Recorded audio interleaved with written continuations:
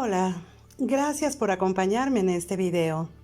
Si hay algo que ni la ciencia ha podido explicar o que se limita a decir que son meras casualidades, es el efecto de las maldiciones.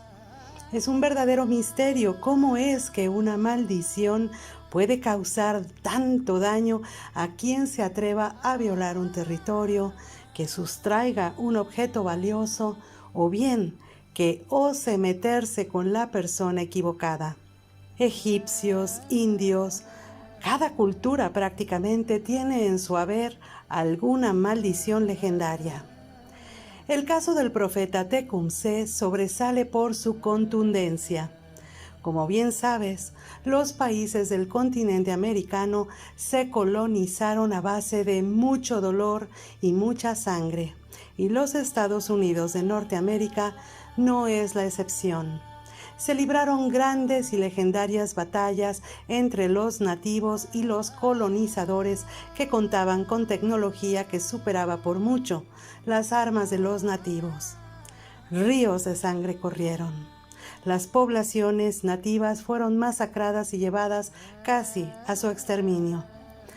Las rencillas y disputas por los territorios continuaron después de la colonización, y en el año de 1810, el que en aquel entonces era el gobernador del territorio de Indiana, de nombre William Henry Harrison, se enfrentó a Tecumseh, que estaba en contra de la apropiación de una gigantesca cantidad de terreno que los nativos de esa zona tuvieron que ceder.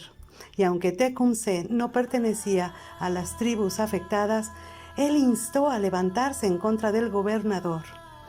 El incidente no pasó a mayores, pero eso no disminuyó las tensiones entre el gobernador y Tecumseh.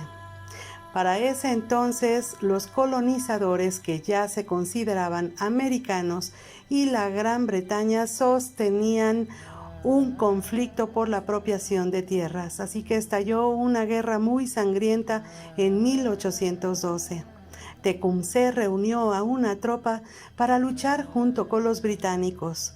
Sin embargo, los americanos acabaron tanto con las tropas de los nativos como con las británicas, en lo que ahora es Ontario, Canadá, y allí Tecumseh cayó muerto, siendo el último gran líder de la resistencia nativa en el este de América del Norte.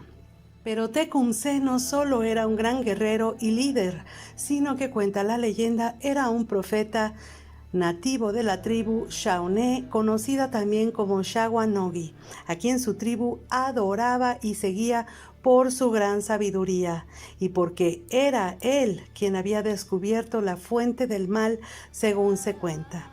Por otra parte, su hermano Tezcuatahua no se quedaba atrás. La gente lo respetaba, pues tenía grandes poderes psíquicos. Se le respetaba y temía por su magia, sus fuertes conjuros y hechizos.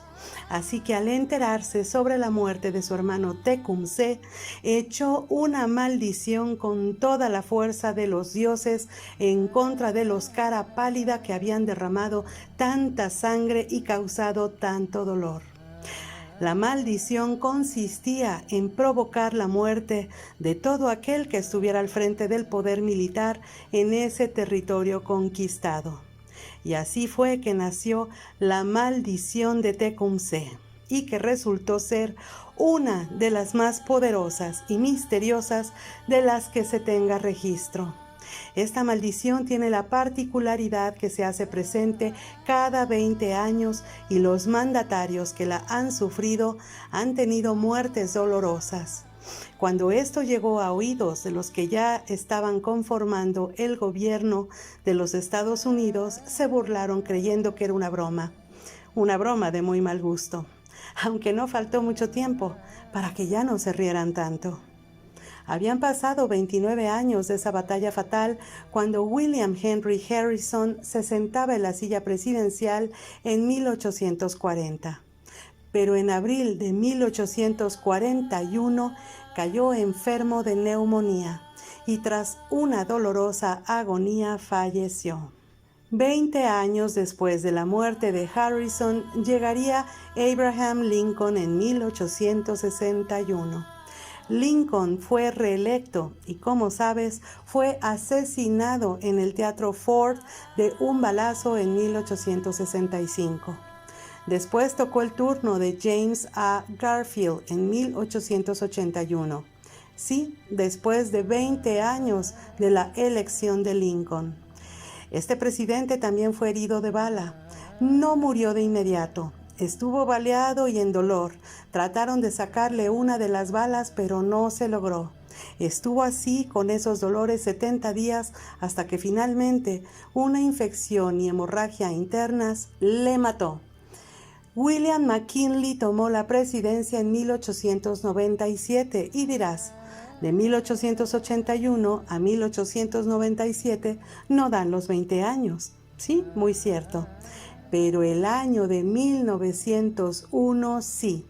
Y es cuando este presidente es asesinado tras asistir a la Exposición Panamericana en Buffalo, Nueva York.